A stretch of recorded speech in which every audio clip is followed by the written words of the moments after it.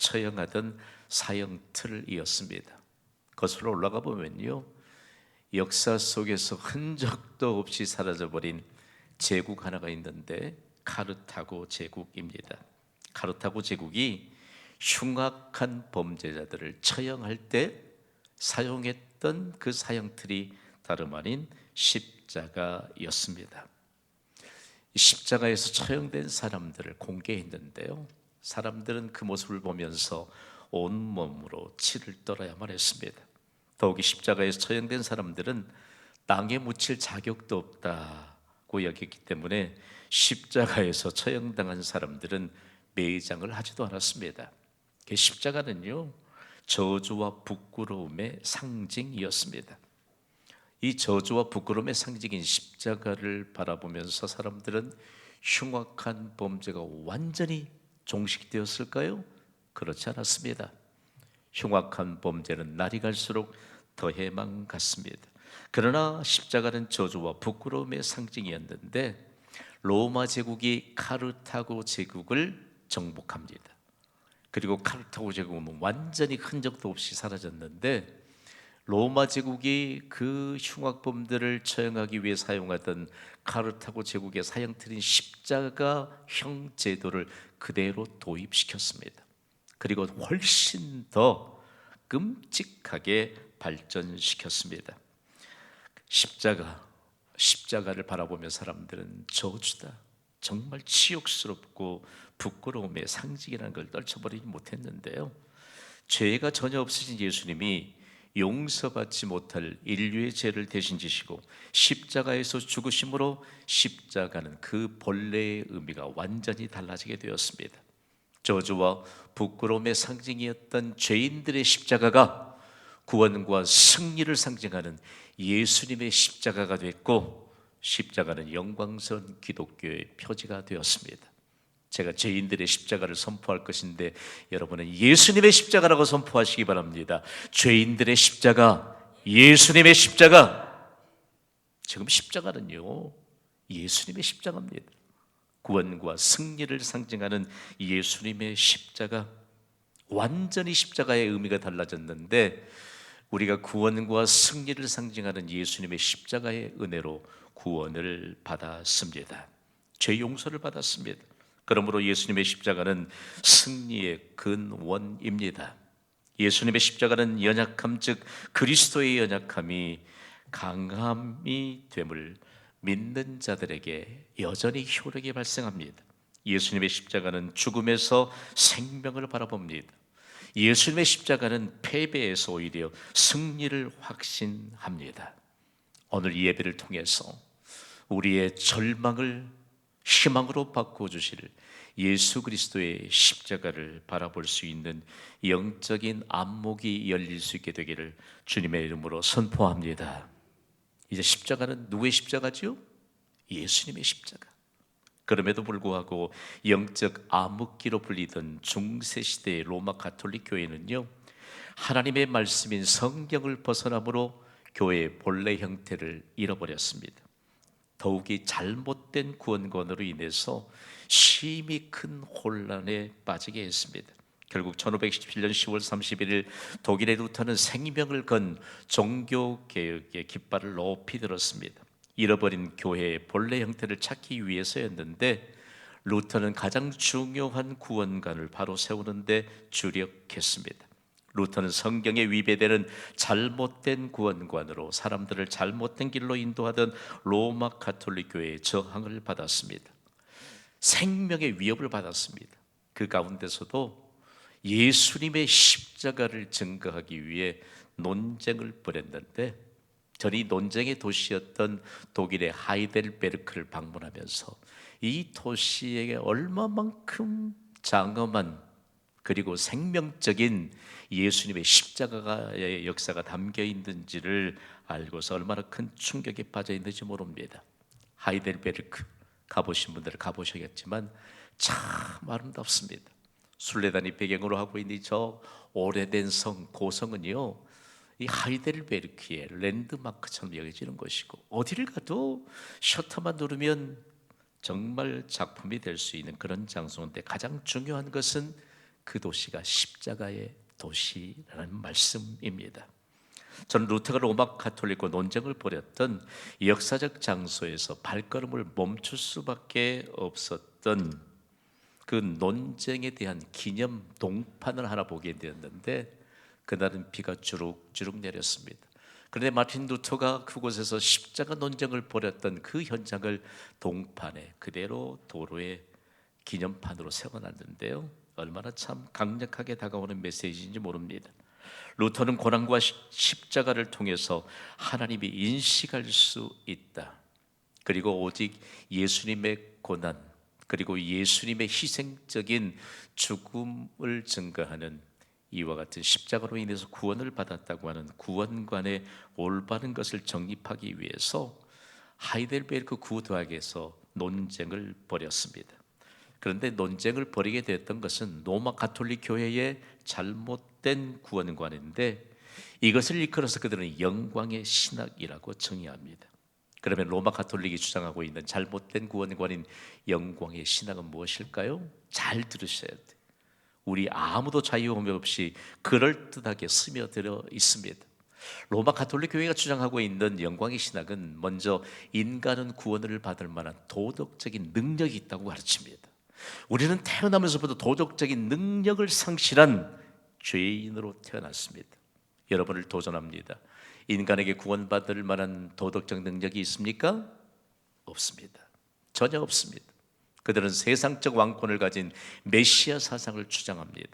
그러니까 예수님이 십자가에 못 박히셨을 때 예수님을 향해 소리칩니다. 십자가에 못 박히신 예수님을 향해 그 십자가에서 내려오면 당신을 메시아로 인정하겠다는 겁니다. 세상적인 왕권을 가진 메시아 사상을 증거했기 때문에 그들은 예수님의 십자가를 실패한 것으로 그렇게 해석하고 있습니다. 얼마나 성경에 위배되는지 모릅니다. 영광의 신학은 예수 그리스도께서 십자가에 매달렸을 때 그 종교 지도자들, 군병들, 그리고 한편에 매달렸던 강도의 사상을 그대로 담아낸 것입니다. 만약에 예수님이 세상을 구원할 메시아라면 저 십자가에서 내려오지 않겠는가? 중요한 문제입니다. 그러나 예수님이 이 땅에 오시면서 만왕의 왕으로 하나님 나라를 통치하시는 통치자로 이 땅에 오셨음을 믿으시기 바랍니다. 예수님의 만왕의 왕 되신 왕권은요, 사람들에 의해서, 세상적인 흠에 의해서 결정되는 것이 아닙니다. 그러면서 영광의 신학이 무엇을 만들어냈을까요? 영광의 신학은 구원과는 상관없는 사람의 공로주의를 만들어냈습니다. 다름 아닌 하나님을 인간적 방법으로 대적함으로 하나님의 은혜를 축소시켜버렸습니다. 그리고 인간적인 공로로 구원받는다는 이와 같은 공로주의를 만들어냈습니다. 그러면서 얼마만큼 이게 허구맹랑한 것인가, 그리고 신학인가를 깨우쳐주는 루터가 로마 가톨릭 교회에는 눈의 가시처럼 여겨진 것입니다. 그가 생명의 위협을 받으면서도 하이델베르크 구대학에서 논쟁을 벌이면서 승리로 이끌었던 것은 십자가 신학입니다. 십자가 신학은 무엇일까요? 하나님의 은혜에 의해서만 구원을 받습니다. 믿으시기 바랍니다. 십자가에서 오직 예수 그리스도만으로 소망을 발견하는 것이 십자가 신학입니다. 예수님의 십자가를 바라보면 소망을 얻습니다. 다음으로는 하늘과 땅의 모든 권세를 부여받으신 예수 그리스도를 따르는 것이 십자가 신학입니다. 루터가 주장한 십자가 신학, 이 십자가 신학을 가장 효력 있게 인정하고 받아들인 아주 극적인 상황에서 구원받은 한 사람이 있는데, 예수님이 갈보리 언덕에 십자가에 못 박힐 때 양쪽에 흉악한 범죄자들이 양쪽에 각기 하나씩 못 박혔잖아요. 한편에 있는 그 범죄자 강도는요, 하나님 나라에 임하실 때 나도 그곳에 있게 하여 주시옵소서, 이 고백을 예수님께 했습니다. 그러면 실제적으로 예수님으로 인해서 구원받는다는 사실을 가장 가까이에서 그가 증거해낸 고백입니다. 여러분 보십시오. 세상의 모든 희망이 사라져버린 듯한 그 십자가에서 오직 예수 그리스도만으로 영원한 소망을 발견하는 것이 바로 십자가 신학입니다. 저는 그래서 오늘 여러분과 함께 십자가 신학을 좀 정리해 보려고 합니다. 십자가 신학은 인간적 범죄의 사상을 뛰어넘는 하나님의 생각입니다. 여러분, 예수님의 십자가의 희생으로 구원받았음을 믿습니까? 그 십자가는 어디에 있습니까? 우리의 마음에 새겨졌습니다. 그러므로 이 십자가에서 인간의 범죄와 그리고 사상을 뛰어넘는 하나님의 생각으로 충만해지면 어떤 상황 속에서도 우리는 승리의 깃발을 높이 들 수 있습니다. 하나님의 생각, 예수님의 십자가, 죄인들의 십자가가 이제는 예수님의 십자가가 되었는데 그 십자가가 우리의 마음에 새겨짐으로 하나님의 생각으로 가득 차 있습니다.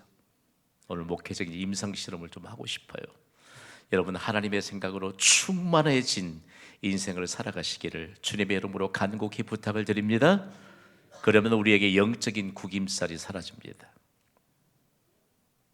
잘 모르시겠어요? 잘 모르시겠냐고요. 왜 긍정적인 생각으로 인생을 안 살고 부정적인 생각으로 사시느냐고요. 왜 하나님은 할 수 있다고 말씀하시는데 왜 자꾸만 예배, 기도를 약화시키느냐고요. 하나님은 믿음의 부자가 되라고 말씀하시는데 땅의 끝만 바라보면서 하나님이 주시고자 하는 것은 놓친 채 왜 내가 가지고 싶은 것만 바라보고 사느냐 하나님이 말씀하세요. 이 좀 펴세요. 그래도 안 펴지려고 하시네. 쫙 펴요. 하나님의 생각인 십자가로 충만해지신 사람들은요, 여러분, 영적인 구김살이 없습니다. 그러면서 우리에게 구체적으로 이 하이델베르크를 제가 한문장으로 해석한다면 십자가의 도시예요. 이 도시는 탈바꿈했습니다. 얼마만큼 마르틴 루터가 주장했던 십자가 신학에 얼마만큼 마음에 하나님의 생각으로 가득 찼던지 구원, 예수님의 십자가 충만해진 이 십자가의 도시가 되면서 찬란한 믿음의 결실을 맺게 된 도시입니다. 오늘날에도 대한민국에 이런 도시가 세워져 가고 있음을 믿습니다. 어느 도시입니까? 광주광역시안에 어느 교회를 위해서 통해서요? 경신교회를 통해서. 여러분, 땅의 끝 바라보지 마시기를 간곡히 부탁을 드립니다. 땅의 끝 바라보니까 해답이 안 나오는 거예요. 육신적인 이 삶을 영위하기 위해서 어려움이 많습니다. 그럴 때일수록 예수님의 십자가를 바라보면 해답을 얻게 됩니다. 왜 그렇게 우리에게 믿음에 관한 것, 하나님의 생각, 여러분 가슴이 뛰잖아요. 우리의 생각보다 비교가 되지 않을 만큼 크신 하나님의 생각이면 우리가 앞으로 감당해야 될 모든 일에 충분한 해답이 된 줄 믿습니다. 루터의 십자가 신학이 온 세상을 흔들었습니다. 그러면 이 루터의 십자가의 신학의 근거는 도대체 어디에 있을까?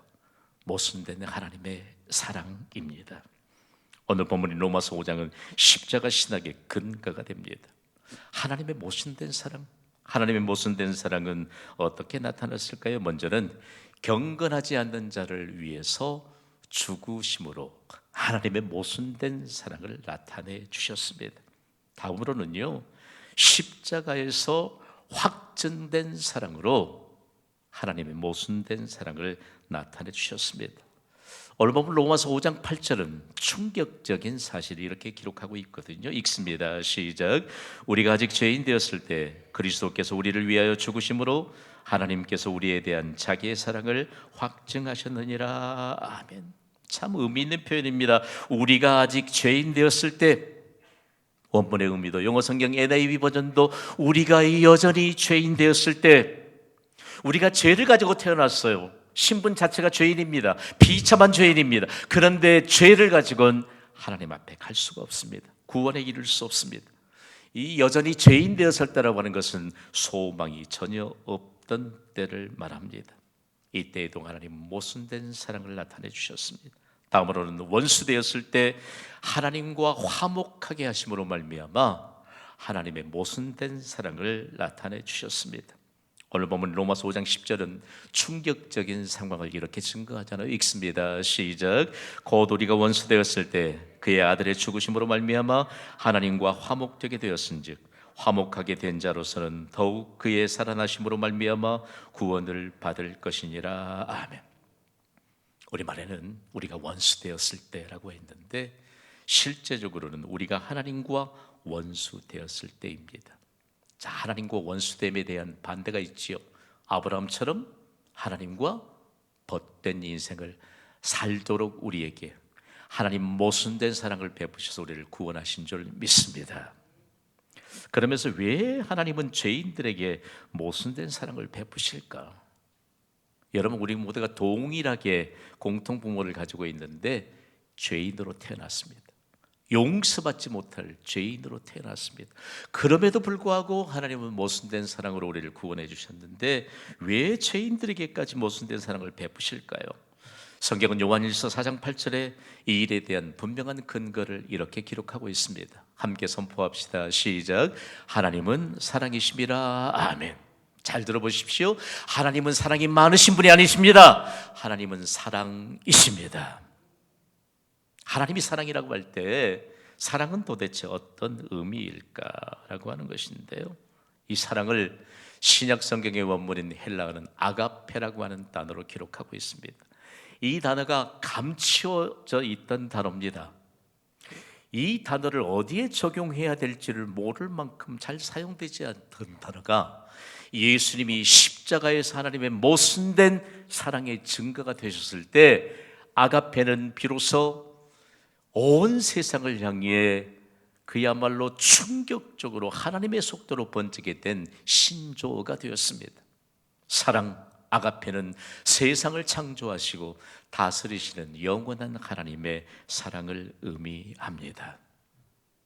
하나님의 사랑, 사랑이신 하나님, 아가페. 그러면 여러분, 우리가 누려야 될 은혜가 어떤 것인지를 알 수 있습니다. 놀랍게도 이 신조어는 당시의 세계를 지배했고 끔찍할 만큼 신실한 그리스도인을 핍박했던 로마 제국마저도 무릎을 꿇게 했습니다. 세상을 창조하시고 다스리시는 영원한 하나님의 사랑인 이 아가페 한 단어가 로마 제국을 무릎 꿇게 했습니다. 하나님의 모순된 사랑이 철러버기한 한 영혼인 우리를 구원하게 되었습니다. 그러면 아가페는 도대체 어떤 하나님의 사랑이 우리를 향해 보장되어 있는 것일까요?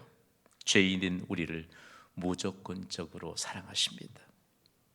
죄인인 우리를 무조건적으로 사랑하셔서 아가페, 죄인인 우리를 무조건적인 사랑을 베푸셔서 우리가 구원을 받았습니다.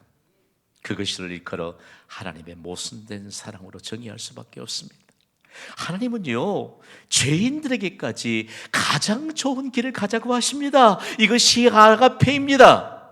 이것이 하나님의 모순된 사랑입니다. 하나님 다 아시잖아요. 우리가 예수 그리스도를 믿기 전에 다 그렇고 그런 사람인 줄 다 아십니다. 죄인들이 할 수 있는 일이 어떤 것인 줄 하나님은 아십니다. 그럼에도 불구하고 가장 좋은 길을 우리에게 함께 가자고 말씀하십니다. 이것이 바로 다름 아닌 죄인들을 사랑하신 증거인데 그것이 십자가입니다. 이 죄인들을 사랑하신 증거인 십자가가 로마 제국의 심장부인 로마에서 활발하게 전파되었을 때 그 일에 대한 증거가요, 로마의 랜드마크로 불리는 이 콜로세움 입구에 철로 된 십자가가 세워졌습니다. 이곳은요, 잔인하게 로마 제국이 신실한 그리스도인들을 핍박하던 장소입니다.